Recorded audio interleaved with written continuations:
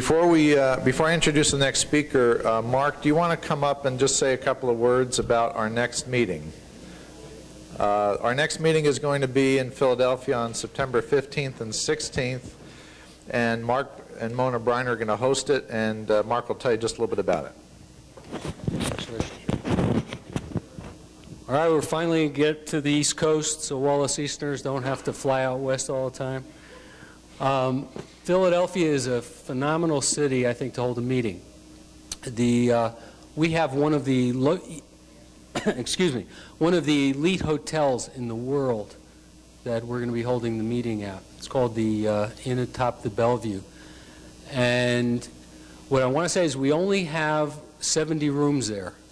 And so I'd urge everybody here to sign up this weekend for the meeting, and so you can make your hotel reservations.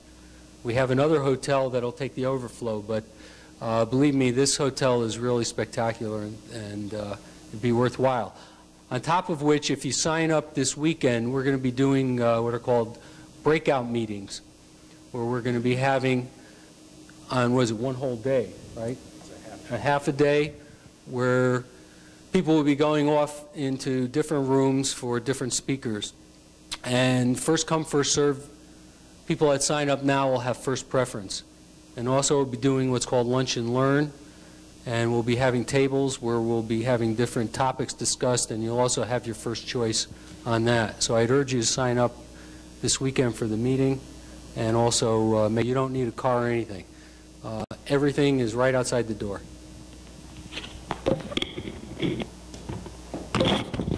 Thanks. And I just wanted to add one thing about the meeting. A few of the speakers that we've already arranged, guest speakers, include root canals, how to get them out when they're causing problems, and what some of the problems are that they can create. The clinical part of that, Jerry Boku, an oral pathologist who just finished co-authoring a textbook on oral pathology. He's going to talk about the oral pathological parts of that. Also Richard Passwater, many of you have known of his writings, books on nutrition for the last 20 years, is going to talk about antioxidants to kind of continue that theme and their role in the prevention and treatment of periodontal disease. And plus some of our own stellar Academy members will be speaking there as well. So it should be quite a show. And our next speaker, Jess Clifford, most of you have heard speak. He has spoken to the Academy on several occasions now. It just keeps getting more and more interesting, the stuff he keeps bringing to us. The technology that you're going to see here, if you haven't seen it before, is kind of mind-boggling on the microscopy. I hope the audiovisuals here are adequate to show the kind of thing that he has. But Jess, as most of you know, is President and Director of Clifford Consulting and Research in Colorado Springs. He got his degrees in microbiology and immunology right here at the University of Arizona in Tucson. He's our editor of In Vivo, one of the vice presidents of the Academy. It's a great honor, as always. Jess Clifford.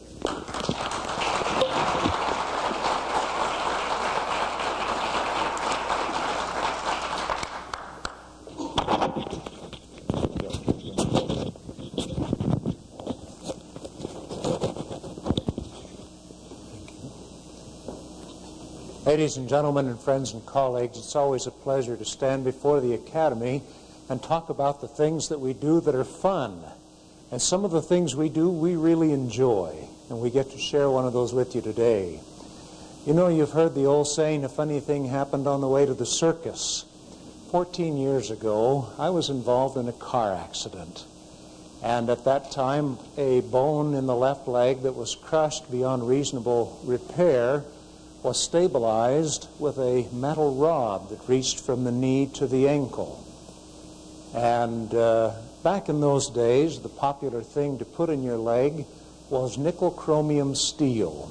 That ought to ring some bells. We talk about that often now.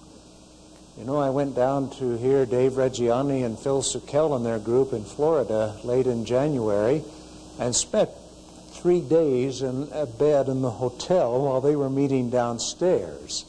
The circumference of the calf of my right leg is about 45 centimeters. The calf on the left leg was 68. A massive cellulitis developed and in fact progressed to a full-blown osteomyelitis. And so, thanks to a very kind Academy member and some Duracell, I got the thing under control enough to get back on the plane and get home to Colorado Springs, where I went into surgery and had that thing removed. I feel badly. I put the thing out to bring with me and then walked off and left it on my desk. But I'd like to show you what that nickel chromium rod looked like. They took it from surgery down. They cleaned it up, quote, burnished and polished it a little bit, which I wish they hadn't have done after it came out of the autoclave. I just would like to show you what that thing looks like after 14 years in place. In cell wall divergent microbiology, that leg infected royally. And it's been a fun experience getting rid of the osteomyelitis that ensued. You see, dentistry is not the only issue with materials. When you do dentistry, however, and you combine that with the effects of food, of water, of environmental contact, and other interventions that have been made in behalf of the patient, it's a Pandora's box about the results that are going to come about. And I have noticed just since that thing has been taken out of my leg that the entire quality of accumulation of materials in my oral cavity has changed. And where I used to have to brush to get things to look decent and whatnot, totally different. And so when we make these dental interventions, it is not just an issue of the materials that you're going to place in the teeth. Now, anytime we do these kinds of interventions, you have to remember that, number one, the material you're putting in will have an influence on tissue. Number two, it will set up an electrical environment. And sometimes you can even choose two materials that are beautifully suited to this patient, but electrically are a disaster with each other. And thirdly, you have to remember that long-term accumulations and biothresholds must be observed. The days of drill and fill have ended. You must be prepared to practice oral medicine. And too many of us want the hygienist or the receptionist to see the patient, get him in the chair, get some lidocaine in there, and get out of here. I'm ready for the next one. Folks, that day is ended. Your responsibility reaches far beyond the time in the chair, and the practice needs to be designed to recognize follow-up, detox, coordination, and networking with a physician. I'm very honored today to have here with me a physician, MD pathologist, who is now the medical director and the clinical consultant for Clifford Consulting and Research. If you have not already met him, I'd like you to know James Fred Ransdell, who is right up here in the front table. Dr. Ransdell is amazing to me because he not only is classically trained and well experienced with many years in anatomical, clinical, and forensic pathology, but he also knows the alternative medical side and knows it well. If you want to talk about some of the fun things we do, there's a resource you ought to get a phone number from. Now today, we have looked in past studies at the effect that heavy metals have on tissue and specifically on blood cells. We have found that when you use these metals at very dilute concentrations, as low as 1 part per 10 million, that the changes in cells are dramatic. We add certain solvents and certain organic products. The same kinds of things will happen. In our focus today, we would like specifically to look at what happens to local blood cells when you inject a local anesthetic. Does it make a change physically in blood cells? Now, the topic on our program today said we were also going to talk about the antibiotics. Number one, the antibiotics have proven to be far more complex than was anticipated, the results are a whole lot different than we thought they were going to be. And thirdly, the long-term cell wall deficient and cell wall divergent microbiology is critically affected anytime you throw a little penicillin at the patient. With your kind permission, we're going to hold that for another presentation in the future and concentrate today only on the anesthetics. If I might request the slides, please.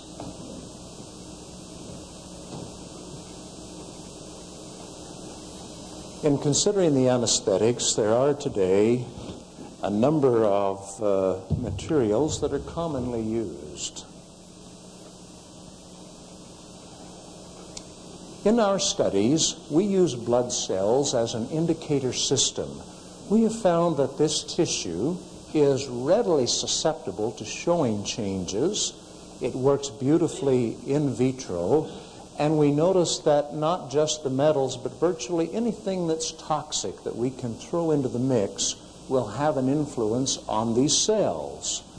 We have also found that the kinds of things to look for will include changes in the cell size. When you get your report back from the pathologist, we speak of anisocytosis. That's simply a change in the cell size. Some of the red cells will become very small, some of them become very large, many of them become irregular. I apologize that I dropped a white cell in here because aniso applies to the red cells, but we also do notice that one of these cell size changes is in the white blood cell. When a PMN encounters something that's toxic, it rounds up and it shrinks. It loses its effectiveness for a period of time. The cell wall shape, also referred to by variation as poikilocytosis, has to do with the development of irregularities and protrusions in the cell. When we also look at our observations, we are concerned in the white blood cells with the nature and activity of certain granules. We're very interested in the activity rate and the presence of something toxic into the body. They seem to materialize out of nowhere. We're not making them de novo at that point, but from wherever they have been bound or resident, they come into circulation and we see them by the tons. And I might add that inside the red blood cells, when we throw something toxic at the patient, we get some very peculiar microbiology. We've addressed that in a previous presentation. The membranes of many of these cells will begin to show lipid stripping. They become very ragged, and it is not unusual that permeability of the cells becomes uncontrolled. They take in water, they lose their integrity, and content flows out. In the observed changes, particularly under the modified Nason system where we're using a rich ultraviolet component, we will see that there are color shifts. In the red blood cells, it is not unusual for cells that start with a bluish-white cast to go to a sandy brown, and then they will many times drop into the mud with an orange color. You'll see some of that in the video we're going to share today. We notice the violet color, and they're very changeable. You see colors rise and fall as the physiology and the chemistry come and go. When we throw something toxic at the patient, these things become spastic. They become intensely white. If there's a hyperoxidase activity, they become intensely yellow.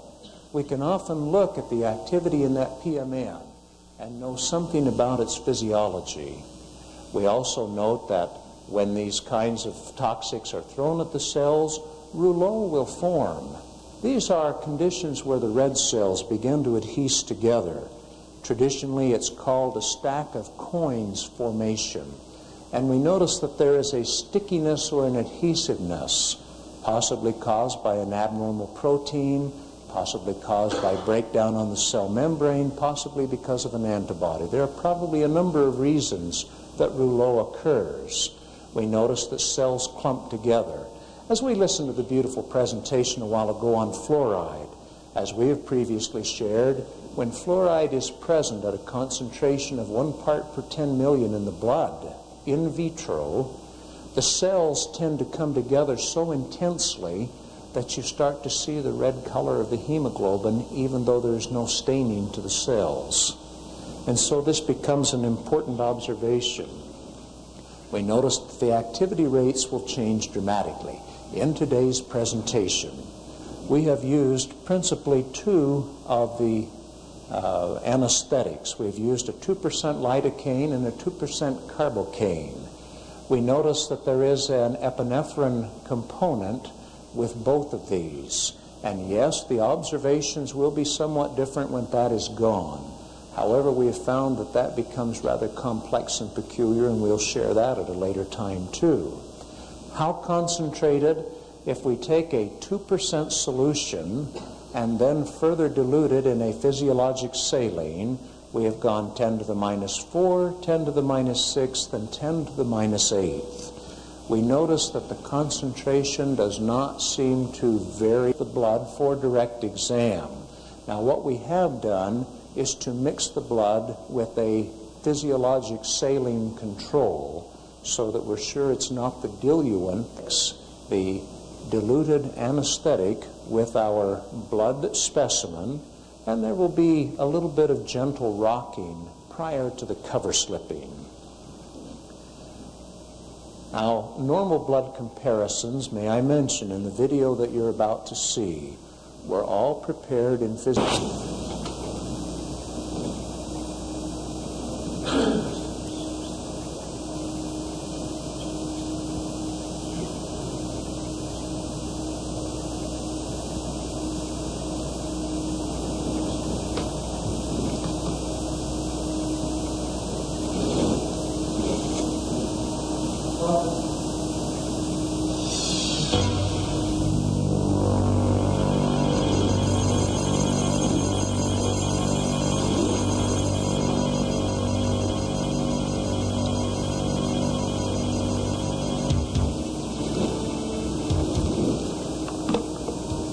Microscopy system, it's possible for us to watch those changes occur in real time.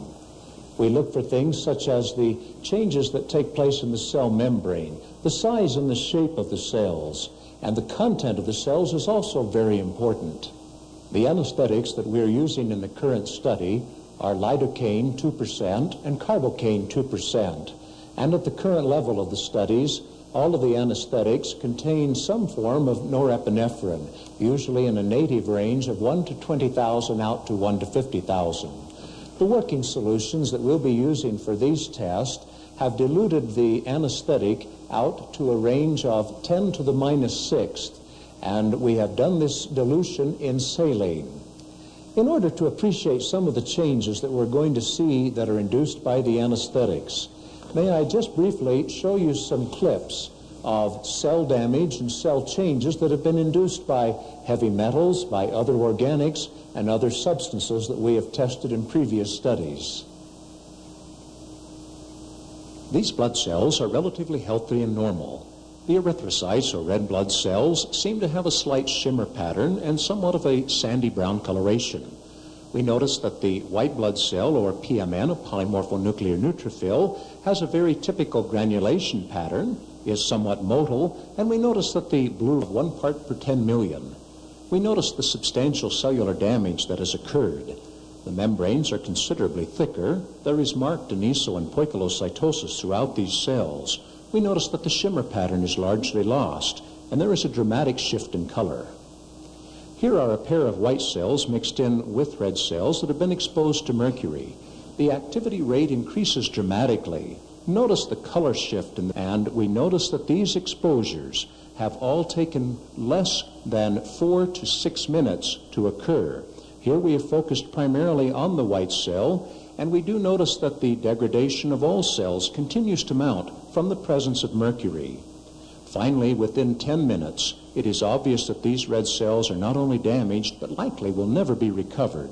This is one type of cellular damage that we see in this form of microscopy. After exposure to metallic and organic compounds, marked changes not only take place in the red blood cells, but there can be a very peculiar development of both cell wall deficient and cell wall divergent microbiology. When certain of the organic solvents are added at very dilute levels, it is not unusual to see a very peculiar cell wall divergent microbiology developing both in, on, and around the erythrocytes as seen here. The microbial changes that are induced by heavy metals and organics along with the blood cell changes are often nearly indistinguishable from some of the peculiar forms, such as this medusae, that are seen in cases of cancer and AIDS. Now, in this relatively normal blood specimen, it is not unusual to see, such as in where we have diluted a 2% solution to begin with. Within 30 to 60 seconds of adding the anesthetic to the blood mix, we notice that there's a very peculiar increase in fibrin. There are strange structures showing in the fibrin tangles and bundles. We notice that the PMN has shifted out of its typical blue-violet coloration and has a marked increase in its activity rate. The granules show white, which we associate with high rates of energy expenditure. As the anesthetic continues to have its effect, we see little or no indentation left in the morphology of the red cells. The white cell continues to whiten and increase in activity, and the bundles of fibrin continue to intensify. These changes are vastly different from those caused by the metals. This PMN has lost its integrity. It has lysed, and part of its cellular content is spilling out into the plasma. This happens with a number of the white blood cells.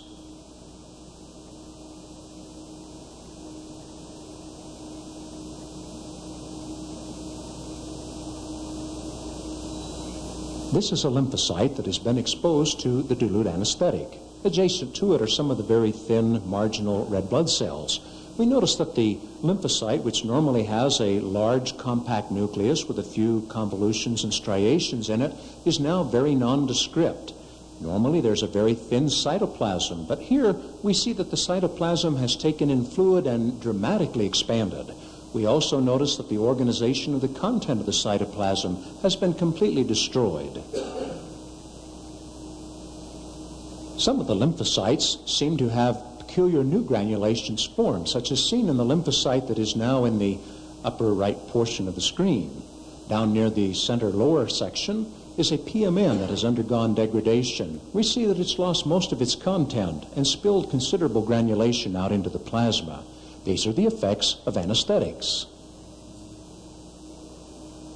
After about 15 minutes of exposure to the anesthetic, we find structures such as this being formed throughout the slide. Symplast. We note that these are ubiquitous when the blood comes in contact with the anesthetic.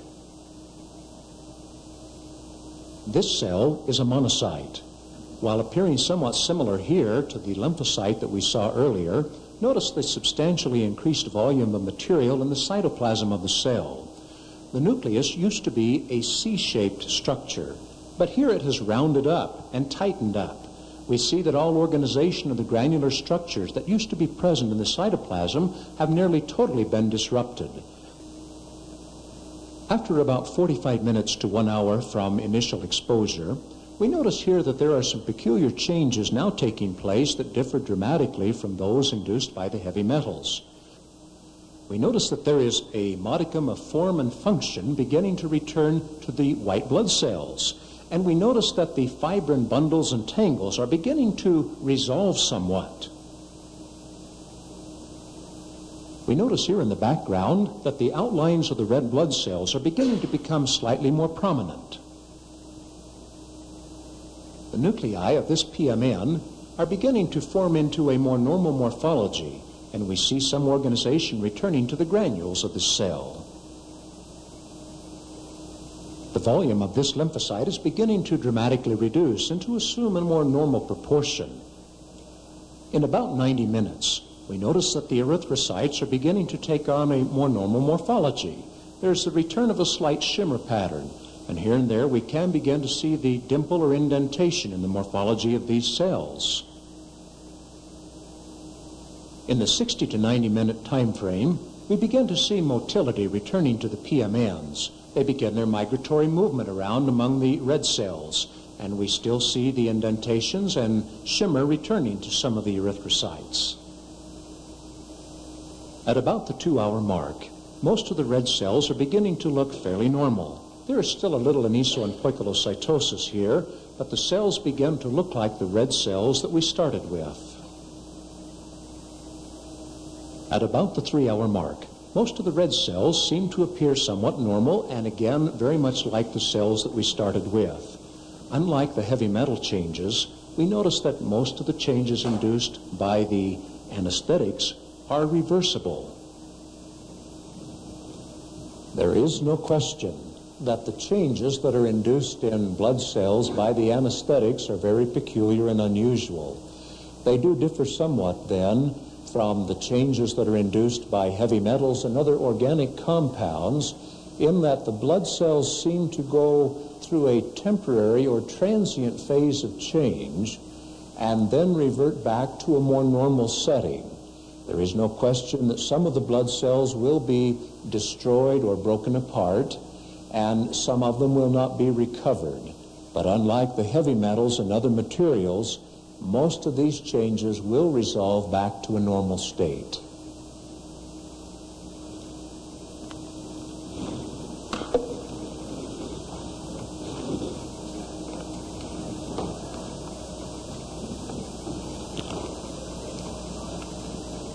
As we had opportunity to see some of the cells, we noticed that in the beginning most of the erythrocytes were fairly normal and constant. We notice, and I'm sorry that my frame grabber alters the color a little bit here, but we noticed that there was a fairly consistent coloring in nearly all of the cells. The lobes of the nucleus generally can easily be seen in the PMNs in a pre-treatment specimen, and we also notice that there are very distinct granular patterns.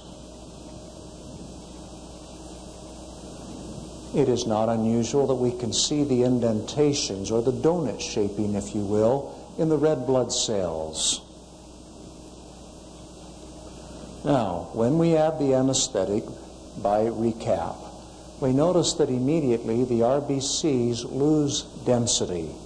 I have no reason but to believe that there is some release of material from those cells. There is an alteration of the cell membrane. We heard this morning in Mike's presentation that many of the RBCs will house or contain or hold mercury, and we know that it binds there. When you give an anesthetic, it is entirely reasonable to believe that there will be some transient increase in mercury release. When you are working on a patient that has amalgam or has had high mercury concentrations, you need to keep in mind that some of the increase in exacerbated symptoms are not altogether related to the creation of vapor with the drill or with the swallowing of material. I believe that we're going to find with time that some of that symptomology is actually induced by changes in the red cell that are induced by the anesthetic. We found that early in the game, the red cells, and you can still make out the outlines here, almost begin to look like ghost cells. We find that there are strange fibrin formations that begin to show up. These white blood cells become very white. The granules become spastic. We find that the pattern of this fibrin becomes very unique and heavy, and is not at all like the fibrin that we normally see in a simple clotting blood. Now, there is loss of visible RBC function. Does this not suggest to your mind that we also are losing the capacity to carry oxygen? Your patient tends to get a little drowsy. They get a little sluggish. Their thought process and cognitive ability begin to slip. Everyone knows that 2 and 2 is 4, but we start to see a patient saying 2 and 2 is 4, and they have to make that little pause to figure and think and focus. Cognitive loss, probably because of some oxygen carrying capacity, and also because of the release of material that is being transported in the cytoplasm. Remember that the blood cells are part of the waste carrying system.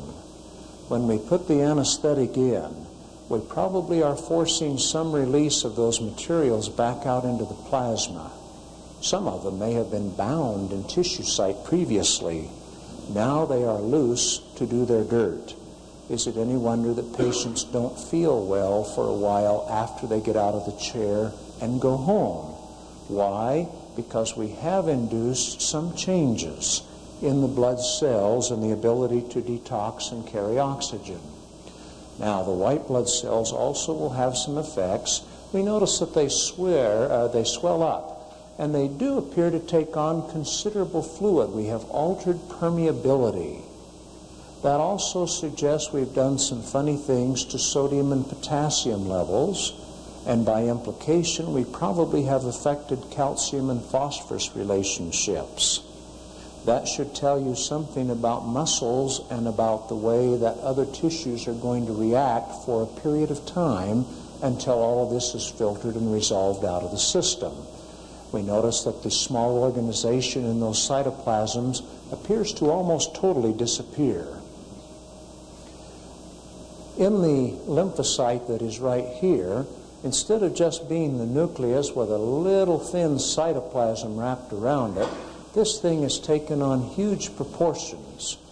We will have a depression of white count following anesthetic administration simply because we are literally autolytically destroying some of the white cells. You'll probably get some reds that are rupturing too. Does that not ring a bell? Things that are inside the membrane of these and other cells that are not intended to be out in the plasma, but are intended to have specific functions inside. Digestive enzymes, peroxidase activities, certain kinins and feedback controls are all of a sudden now, with the lysis of some of these cells, going to be fed out into circulation. This was a monocyte, and I really, if I had not followed this cell visually from the time the anesthetic had been administered, I would have said, oh, that's a lymphocyte. But I actually watched as the nucleus of this monocyte rounded up. We watched that happen. We watched the nondescript nature of these granules. Undoubtedly, toxic materials that had been taken into that cell have been released. Some of those cells will lyse and let it all hang out. This should help you understand why your patients sometimes go through these funny psychologic and psychotic things that happen in the chair. Someone this morning said, gee, you know, I helped this lady and all of a sudden certain things happen. When these things are released, nerve centers in the brain and other location are going to undergo some funny reactions. And if suddenly her toes tickle, you need to understand why that's happened. Now, the lysed WBCs are going to release a conglomerate of materials, and this bears both physiologic and, I might add, some fairly interesting immune implications. We are looking at that now. We will take some of those lymphocytes, and by using a propidium iodide exclusion or a fluorescein diacetate uptake, we start to look at the function. It is interesting that we will see in some cases as much as 30 or 40% of apparent function lost. But then after several hours, that remeliorates and function returns. In the meantime, we've had a period of time where we're in there working on a cavity or something else that was infected, cavitation or something. We're releasing bugs, we're releasing organisms, we're releasing a number of chemical factors in the immune mechanism. Is it any wonder then that you have peculiar infective considerations when doing an intervention? I might add that as we looked, some of the granulations in the lymphocytes become very peculiar, and many of these white cells lyse altogether. The loss, but premature release of work in progress. Endocrine function is a peculiar area that we have not measured yet, but which we are very interested in. We believe that these temporary releases from lysine cells, in fact, throw certain inhibitors and certain feedback starters or initiators out into circulation. People can get antsy, they can get jumpy. Why? We're wrapping on the pituitary. We are wrapping on the adrenals. We're doing all kinds of weird things to the ovaries. And you need to keep that in mind as you practice dental medicine.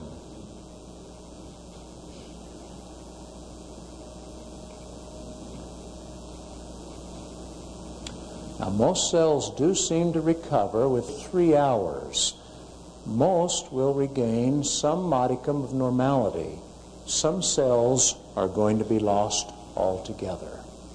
We do see here a series where at about 45 minutes or so, we're starting to see the outlines of the cells coming back. We can make out a little organization in the nucleus of the PMN here. With the increased passage of time, we notice that these cells are starting to take some volume again. We can start to see a little of the indentation return. This will follow. Went the wrong way, and I'm sorry. And as we pass through the 2-hour, 2.5-hour mark, we eventually start to see relatively normal cells. Please notice that as we're getting out here, that we still have some aniso and poikilocytosis, some variation in size and shape. We have observed at periods extended out as far as 8 hours, and in vitro on a microscope slide, it never retires 100%. In vivo, where we have homeostatic factors and the force fields of the body at work, we would expect that most of this does, in fact, completely ameliorate. But the effects of the anesthetics also should not be overlooked for a period of hours after the intervention is finished. We have noticed, and I do mention here, that there seems to be little or no direct influence on the microbiology by the anesthetics. The heavy metals, the organic solvents, some of the organic, and certainly the antibiotics, we do see that kind of problem, but it does not seem to occur with the anesthetics. In conclusion, may I say then that as we have looked at the anesthetics, there is reason to believe they are transient effects. They are very defined and definite. When does this become interesting and critical to your treatment and management of the patient? Number one, the patient that comes to you at or near a threshold.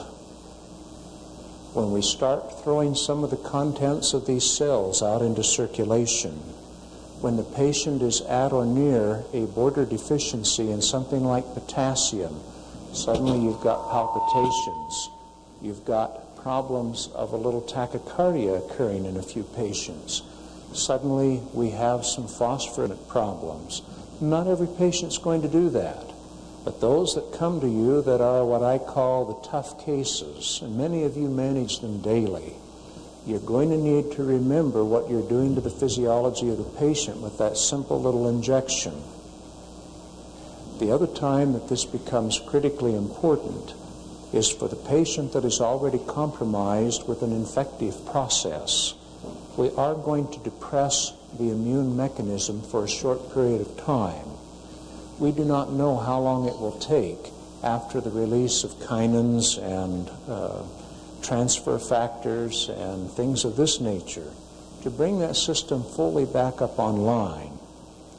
Would you remember the old wives' tale is that antibiotics kill germs, and that is an old wives' tale. It is false doctrine. Antibiotics kill nothing. They suppress, they alter function, they keep things at a low level of activity rate, they keep walls from developing or nucleic acids from functioning, but all an antibiotic can do is to give the immune system a leg up while it holds the bugs down. If the patient does not have an immune system, you can throw 5 gallons of antibiotic at the patient, they'll never recover. They'll never have any benefit at all. The same is going to be a consideration now with the administration of an anesthetic. The patients who have these cavitations, who have a focal infection, who have processes of periodontal disease, there will need to be some increased management risk consideration of what we're going to do to the infective process when that needle goes in. Thank you.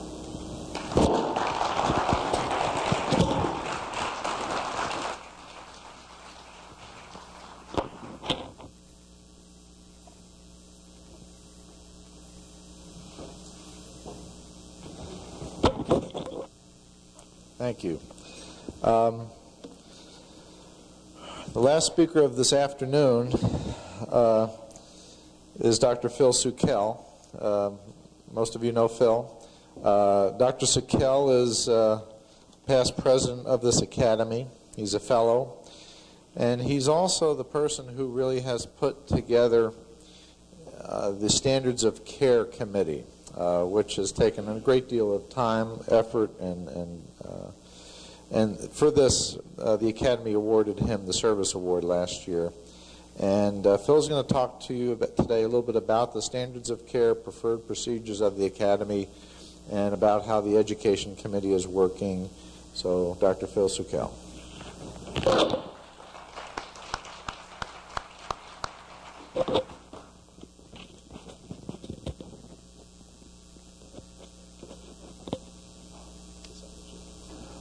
I'd like to thank everyone for giving me the opportunity to speak to the committee once again on standards of care. We're making a little bit of a transition here from the science into the practical application. What does it mean to us to know all of the science if we can't really put it into practice? I've got an interesting concept that I want to run across to you. If you had a patient who had periodontal disease and they were a diabetic, you'd have to modulate your treatment plan so that you could adequately treat the patient. If someone was on Coumadin and you were going to do some surgery on them, you'd have to modify your surgical procedures. Well, I think what we're looking at, and we've never looked at it in this kind of a concept before, just a basic concept as far as how we approach dentists who aren't familiar with what we're trying to accomplish, is that if we have someone who has compromised immune function, or if they have neurological disturbances, or a lot of the other signs and symptoms that relate to mercury poisoning, I think there's nothing wrong with us modulating our treatment plan. First, I want to tell you a little bit about the Standards of Care Committee. What we have is protocols and preferred procedures. When we look at the protocols and preferred procedures, we go through several different processes. The Academy itself, once the committee has received the application for a preferred procedure or a protocol, a recommendation is made by an advisory committee. It is brought back to me, and then whatever the recommendation is, it is presented to the Board of Directors of the International Academy of Oral Medicine Toxicology for one of 3 or 4 classifications. They are approved, provisional approval, no opinion, and no approval. And this is dated, and it's cited with the science, so that 6 months later, a year later, 5 years later, as new science comes on, we can easily change whatever our classification is. But it must be based on good scientific evidence. This is the protocols. It can be a product, a procedure, some equipment, or even a publication. And it could be in the medical field or the dental field. Preferred procedures are not based solely on scientific evidence, but there must be reasonable clinical applicability of the science available. And again, it can be the product, procedure, equipment, publication, or medical or dental. Success of standards of care can be completely dependent on active participation of Academy members. Applications are available from me, and we periodically put them in vivo, the newsletter. The process is user-friendly in that all you do is go down the application and follow the directions. And the current classification can be easily changed, like I said before, with new applications. And it was approved back in 1990. The purpose is to determine the possible risk of a patient may have to the toxicity from mercury vapors coming off of their dental amalgams. As most of us know, 50% of a dental amalgam does contain mercury, And what we're concerned here with is mercury vapor. This is a vial with mercury at the bottom, and there's a candle underneath, and under ordinary light, you don't really see anything happening. I know we have. That's what we're measuring with a mercury vapor analyzer. This happens to be a Jerome 411, an older model, and the Arizona Instrument Company is my office for measuring. And what we're looking at is 0.000 milligrams. Without the point here, it's actually measured in micrograms if the point was over here. Here's the procedure. We do not want to stimulate the fillings for 2 hours prior to taking the first of 2 samples. The patient should sign an informed consent. When it's time to take the sample, the patient swallows and holds their breath for a 10-second sample. For the first sample, you move the instrument with a 4 to 6 inch straw randomly and continuously around the mouth. Now this is important, that it's randomly and continuously and that they hold their breath. Then you have them chew gum for 10 minutes thoroughly and randomly. You take the gum out, swallow, and hold the breath for a second sample, and you take the second sample the same as before with the random movement of the straw. And then, of course, there's a consultation to inform them as to the result of the analysis. Now, what this analysis is not, it's not a test for toxicity, nor is it a test for allergy, nor does it determine body burden. It does not determine what replacement materials you use. It's a measurement of portal entry, and it only confirms the fact and the risk of toxicity. Now, why is this important? Why should you even bother getting an instrument like that? Because they are not an inexpensive instrument. But I can tell you from my own experience and other people that have one, that when people come into your office and they're concerned about their mercury burden, if you have a way of measuring how much mercury they're exposed to from their fillings that has the potential of accumulating in their body, then you can better determine what really needs to be done. For instance, let's say a patient comes into your office and they say, I'm mercury toxic. And they've got maybe a mouthful of amalgams, but you do a mercury vapor risk factor analysis on them, and let's say it's 1 microgram or 2 micrograms, and they don't have the capacity to really have very much dental care done. And their medical history does not really show a lot of signs and symptoms, or maybe even no signs and symptoms. But they're paranoid because they heard about the mercury issue. I think with this test you can safely advise them that yes, they have some exposure, but it's very low, they're not showing the signs and symptoms, and perhaps what they'd want to do is have the amalgams taken out on an as-needed basis. On the other hand, if someone comes in with a very low mercury reading, but they have a lot of neurological signs and symptoms that match up to the signs and symptoms of mercury poisoning, their risk is much higher than that other person. And let's say they do have, or they don't have very much money, but I think that you can say to them that they ought to consider seriously doing a little more than just doing it on an as-needed basis. Well, here's the equipment time and the equipment and the time that you need. The equipment is a Jerome 411, 511, or the new instrument from Jerome, and here's their phone number, or from Arizona Instrument Company. The office procedure, as far as registration, informed consent, analysis before and after chewing, explanation of test results, disposition, and when I talk about the marketing, we're talking here about that patient got to your office in some way. In a lot of cases, they have either an MD, a DO, or a chiropractor, and I don't think there's anything wrong with forwarding, with the patient's permission, a copy of the test results and a disposition of the patient to that referral source, and so you can build up some rapport with them. The total time in my office is 45 minutes to an hour, and most of this is done by a staff member, except perhaps for the explanation of the test results. I like to do that myself.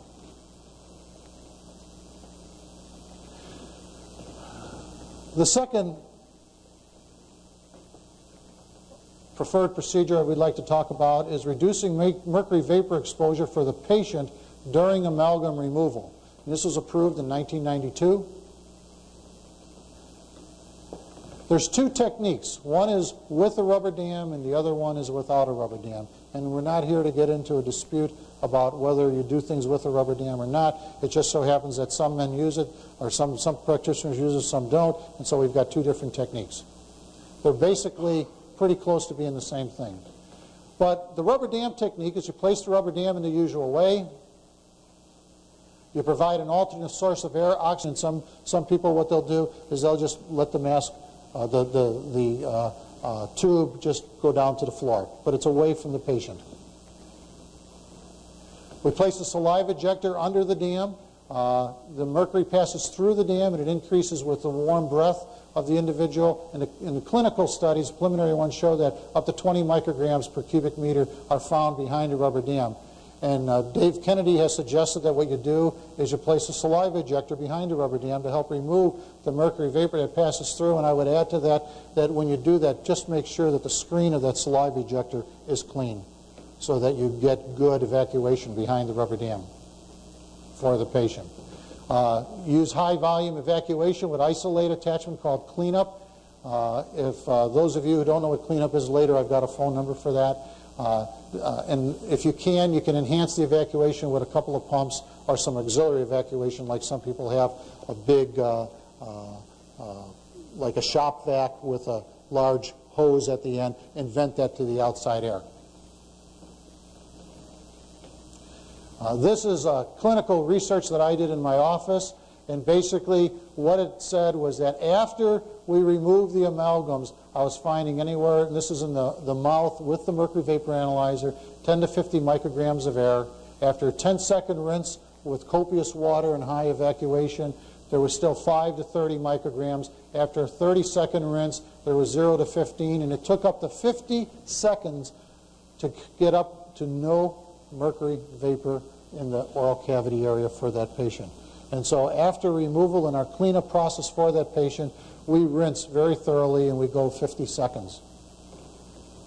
Now, those of you who have a mercury vapor analyzer, if you want to do these in your office and do a little clinical experiment, you come up with some different results, let me know and we can certainly modify that.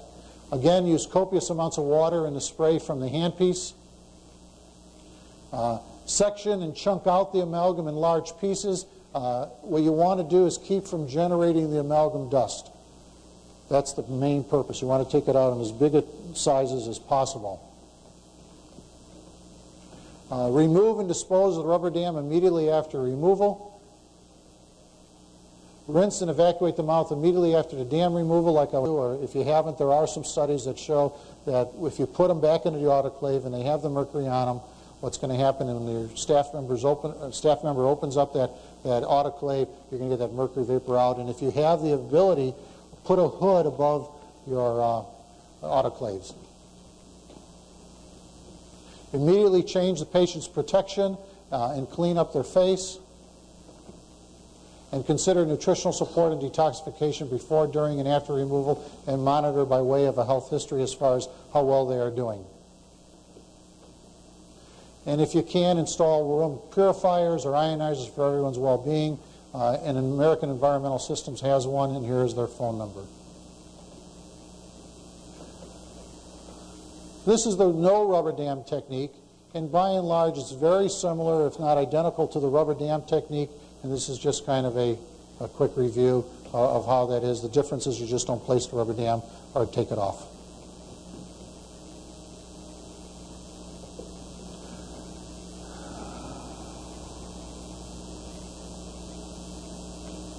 Now let's talk about during hygiene prophylactic procedures when your hygienist is actually cleaning the teeth and polishing the teeth.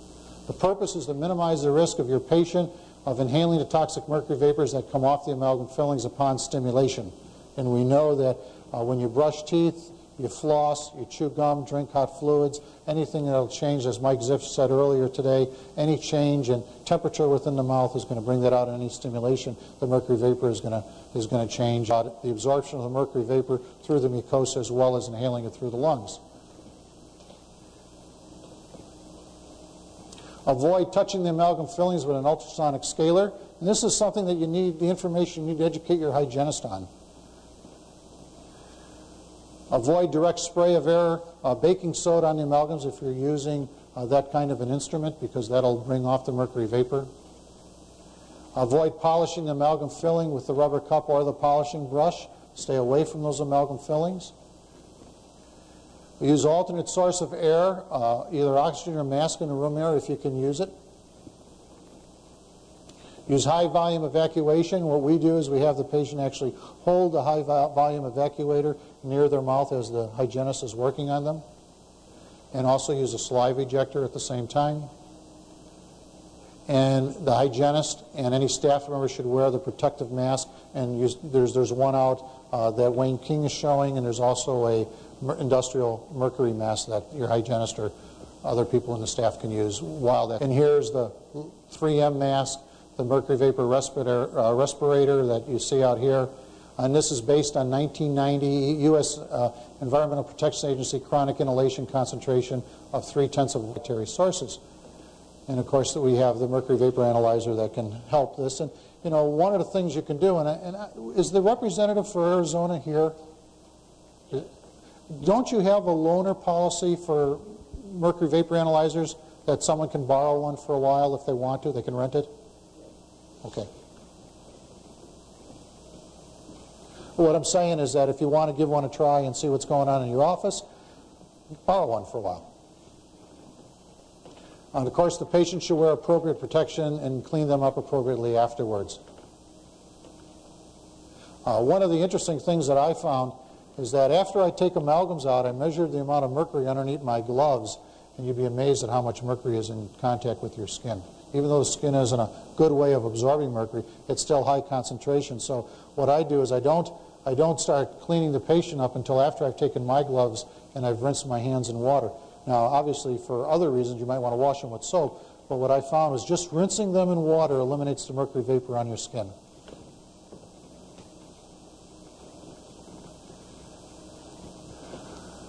And this is protection for the doctor and staff during removal. It's one thing to protect the patients, another thing to be concerned about us. What you are is you just don't place any more back in, but you bathe in it every time you take